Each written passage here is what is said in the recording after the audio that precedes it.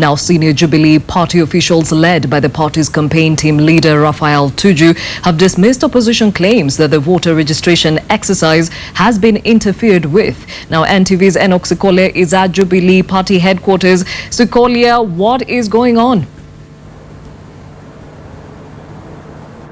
Thank you so much, Gladys Gashanja. Indeed, as you can see, we are here, and we have just finished the press conference here at the Jubilee. Head of campaign secretariat, Raphael Tuju, was talking to the press, highlighting some of the issues that have come out since the voter registration exercise began. In essence, that the Jubilee Party has also given a challenge to the Independent Electoral and Boundaries Commission to ensure that in its endeavors, it puts in front how it can regain credibility and how it can ensure credibility as the country heads to the next general election.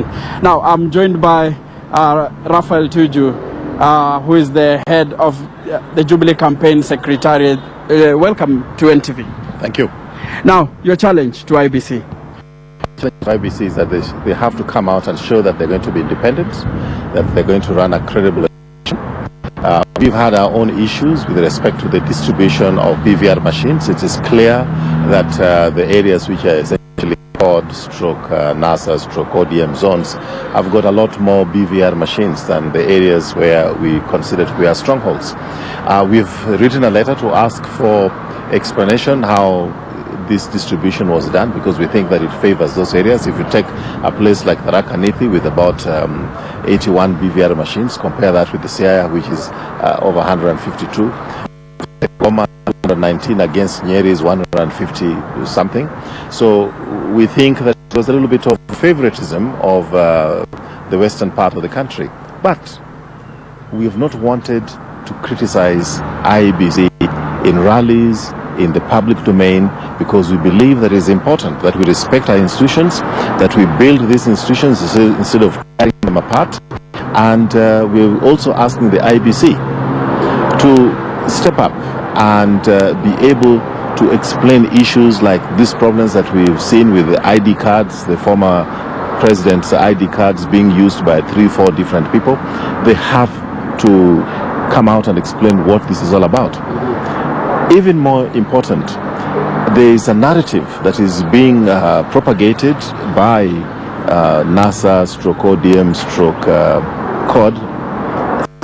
Very good name. They should come together and at least have one name. This narrative is that the elections is going to be rigged, and IBC has to come out and tell us how exactly, if this is how is this likely to be done. They have to defend their independence because the Party Chiloba Commission, to a lot of people in our core areas, they feel that this is a commission which is favoring the western part of the country. Okay, speaking of rigging, the claims by the opposition is that there is a little difference between Jubilee and IEBC, and the connecting link the former CS, who they say that he's well versed in matters ICT and is being used to tamper with the records at the electoral body. That's hogwash. He doesn't sit. I've not met him. He doesn't sit here, and I don't know exactly what anybody could be talking about. Let's go back to the point. If you go to those counties which are registering the least number of voters, Siaya, for example, they have 151, 152 BVR machines. They're at the bottom of the pile.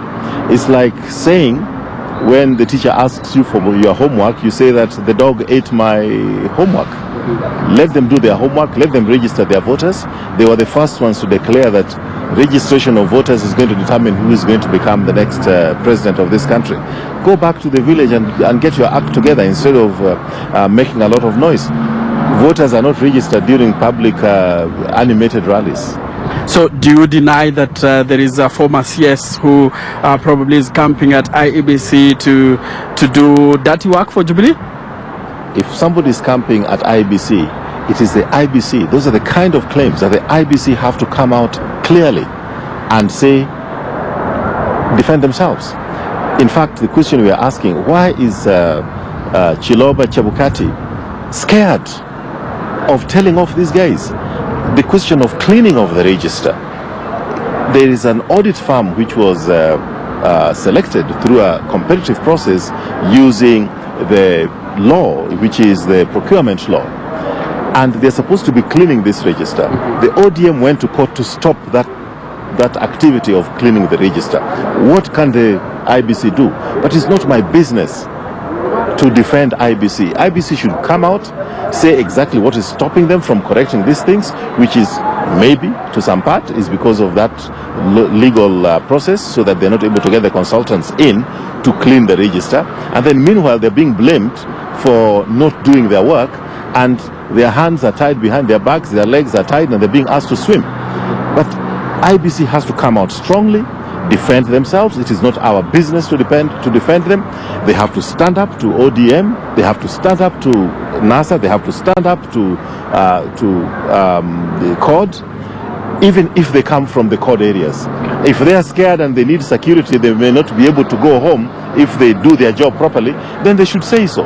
But now, they're acting very, very terrified at the moment. They're not facing up to these people. And yet, when the credibility of IBC is undermined, when their credibility is undermined, it will be next to impossible to regain it in the next few months. Now, my last question. When recently Jubilee rubbished claims by COD that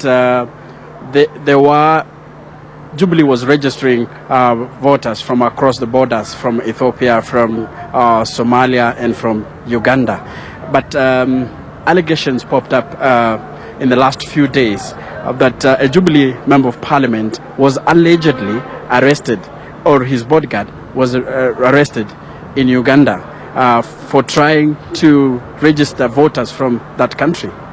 I'm so delighted the way you've put it. It's alleged. And let me tell you, we're going to get a lot of allegations, especially allegations emanating from court. The Ugandan government have said there's no evidence whatsoever that any such thing was taking place. This is good propaganda. It sells copy, but there's absolutely no truth to it as far as I've been able to find out. But let me put it this way. Across the border, you have the Tesos, you have the Samias, you have the Bukusus. By and large, in the last general election, they voted COD. If there's anybody infiltrating our country from across, because they have Kenyan ID cards, which we know sometimes is a possibility across the borders, the beneficiaries will be COD. Thank you so very much, Mheshimiwa. Now, we have been live here, Gladys, and we've talked to Raphael Tuju, the head of the Jubilee Campaign Secretariat, who has clarified on some of the issues that have popped up during the voter registration exercise, touching on the integrity and credibility of the Independent Electoral and Boundaries Commission and the entire exercise that remaining 11 days to come to a close. Back to you, Gladys Gashanja. Thank you. Enoch Sikole speaking to us from the Jubilee headquarters.